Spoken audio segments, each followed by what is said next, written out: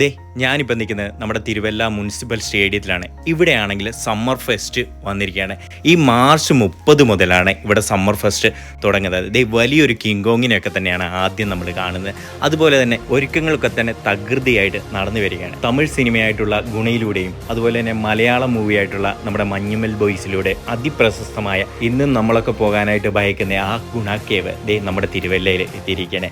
അതിനൂതനമായ സാങ്കേതിക വിദ്യയുടെ സഹായത്തോടു കൂടി അത്രയ്ക്ക് അത്ഭുതപ്പെടുത്തുന്ന കാഴ്ചകൾ ഒരുക്കിയാണ് ഗുണ കേവ് ഇവിടെ ഒരുങ്ങിയിരിക്കുന്നത്. ഇതുകൂടാതെ തന്നെ ഇവിടെ റോബോട്ടിക് സൂവും ഒരുങ്ങിയിട്ടുണ്ട്. അതിവിശാലമായ കാട്ടിൽ മാത്രം കാണുന്ന ഒട്ടനവധി നിരവധി മൃഗങ്ങളെ ഒക്കെ തന്നെ നമുക്കിവിടെ കാണാനായിട്ട് സാധിക്കുന്നതാണ്. കുട്ടികൾക്കും മുതിർന്നവർക്കും എല്ലാം ഏറെ ഇഷ്ടപ്പെടുന്ന രീതിയിലാണ് ഇവയെല്ലാം തന്നെ ക്രമീകരിച്ചിരിക്കുന്നത്.